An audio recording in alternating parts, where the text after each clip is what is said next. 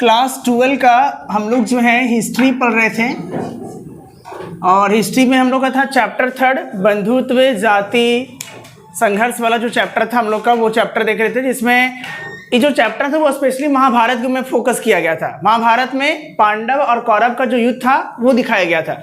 अगर आप नए होंगे तो पहले प्रीवियस वाला वीडियो देख लीजिएगा, आपको चैप्टर सारा समझ में आ जाएगा। अभी हम लोग इस चैप्टर का जो बचा हुआ क्वेश्चन था वो करेंगे।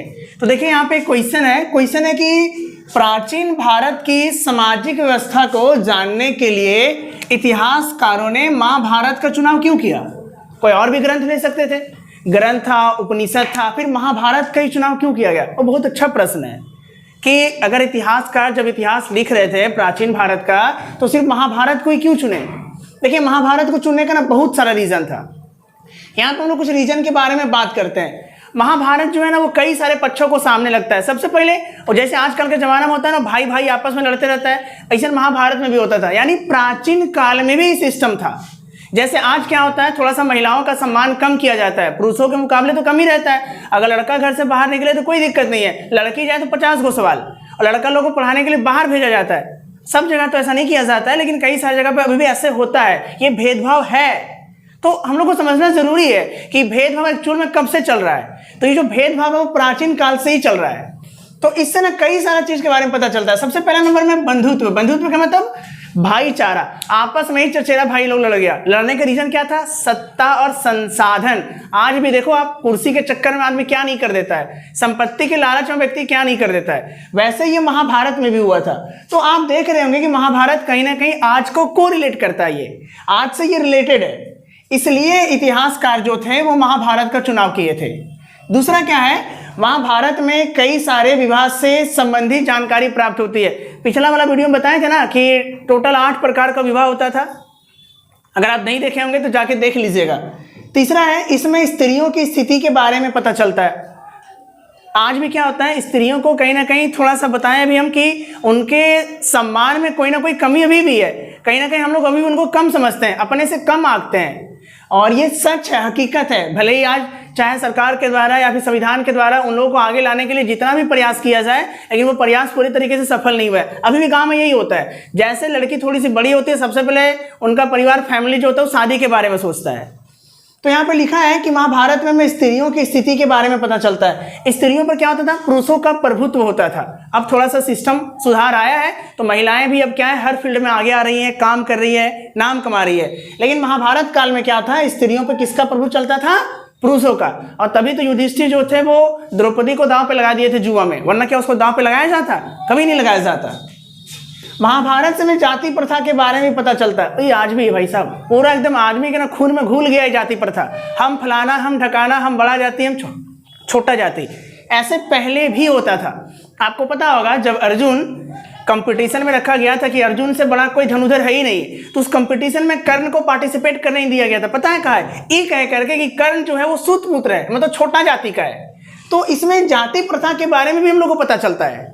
अगला क्वेश्चन में आते हैं, महाभारत काल में स्त्रियों की स्थिति के बारे में वर्णन करें। अभी हम लोग यहाँ पे थोड़ा चर्चा भी किए थे, स्त्री की स्थिति कैसा था, वापस एक बार और चर्चा करते हैं। महाभारत काल में स्त्रियों पर पुरुषों का पूरा अधिकार था। युधिष्ठिर जो था वो अपनी पत्नी द्रौपदी को जुआ में दांव पर लगा दिए थे और हार भी गए थे, जहाँ पे उनका वस्त्र हरण हुआ था। अगर महाभारत देखेंगे तो आपको पता चलेगा। तो इससे क्या होता है, पता चलता है कि समाज में स्त्रियों का कोई वैल्यू ही नहीं था, एकदम निम्न अवस्था था।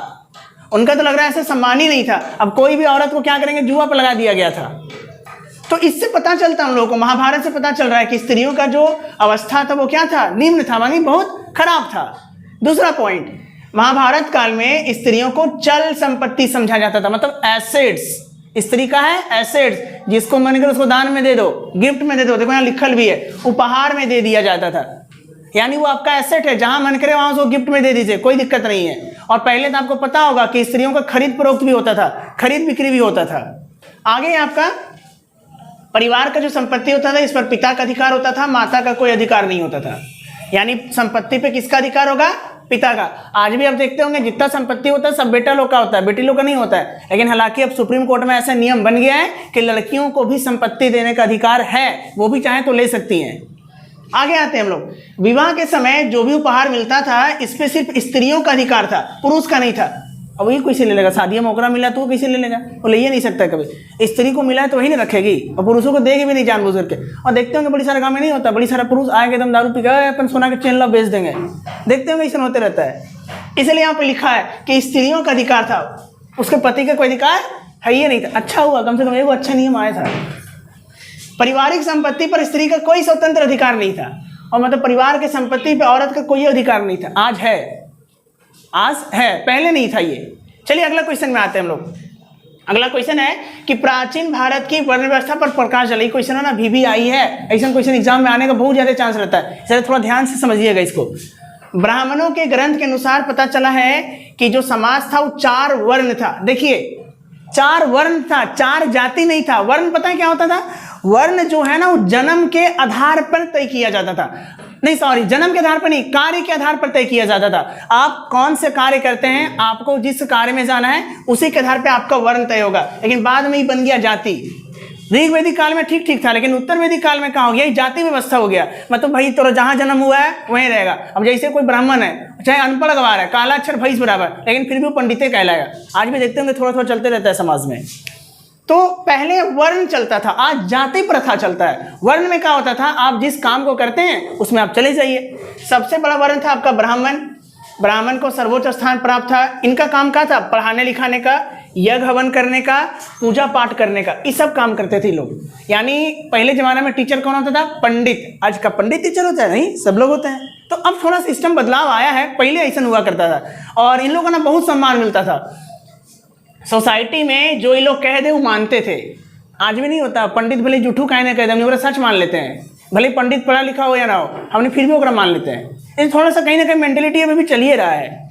दूसरा नंबर में क्षत्रिय। राजा क्षत्रिय होता था, युद्ध लड़ता था, शासन करता था, पूरा सैन्य व्यवस्था देखता था, रक्षा का काम करता था। ये सब उसका कर्तव्य था। किसका? क्षत्रिय का। देखिए अब हम लोग उसमें ब्राह्मण देखे थे और क्षत्रिय देखे थे। अब हम लोग देख रहे हैं वैश्य। वैश्य को वर्ण व्यवस्था में 3रा स्थान प्राप्त था। वैश्य कौन होते थे? जो खेती करते थे, पशुपालन करते थे, व्यापार करते थे और जो बिजनेस किया करते थे, उन लोगों को वैश्य कहा जाता था। चौथा नंबर में था आपका शूद्र, यानी कि सबसे छोटा, सबसे निम्न माना जाता था इनको।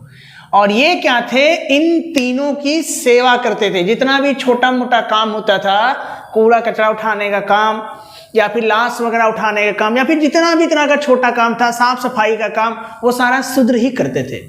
इनको ना लोग अछूत मानता था, लोग इनसे दूर भागता था, अलग रहा करता था। सबसे छोटा माना जाता था शूद्र को। एक अगला क्वेश्चन आपका इसमें है कि गोत्र से आप क्या समझते हैं। चलिए देखते हैं गोत्र होता क्या है। तो देखिए प्राचीन टाइम में क्या होता था, प्राचीन काल में सप्त ऋषि थे। प्राचीन काल में क्या था? सप्त ऋषि थे, और उन्हीं सप्त ऋषि के नाम पर गोत्र का नाम पड़ा है। जिस ऋषि का वंशज बढ़ा है वो उसी ऋषि के नाम से उस वंश को पहचाना जाता है। यहाँ पे लिखे हैं हम लोग, प्रत्येक गोत्र का नाम किसी ऋषि के नाम पर होता था। उस गोत्र के सदस्य उसी ऋषि के वंशज माने जाते थे। सप्त ऋषि में एक ऋषि थे, मान के चलिए कश्यप। तो कश्यप ऋषि से जितना भी आगे का जितना भी वंश बढ़ा है वो क्या करता है? अपना गोत्र कश्यप बताता है। एक ऋषि थे द्विगो ऋषि, अब उनके नाम पर ही पूरा वंश का नाम पड़ा। जितना भी आगे जितने भी लोग हैं वो कहते हैं कि हम द्विगो गोत्र के हैं। तो ऋषि के नाम से गोत्र का नाम पड़ता था। और टोटल कितने ऋषि थे? 7 ऋषि, यानी कि टोटल 7 गोत्र है। बाद में और ज्यादा इसमें चेंजिंग आया, अब तो कई सारे गोत्र और उपगोत्र भी है। गोत्र का अर्थ होता है वह स्थान जहां समूचे कुल का उद्गम हुआ है, यानी हम लोग का शुरुआत कहाँ से हुआ है उसी को कहा जाता है गोत्र। कहीं ना कहीं हमारे पूर्वज तो स्टार्टिंग किए होंगे ना, तो जहां से पूरा वंश का उत्पत्ति हुआ है, शुरुआत हुआ है, उसी को क्या कहा जाता है? गोत्र कहा जाता है। और जो गोत्र था वो ऋषि के नाम पर रखा जाता था।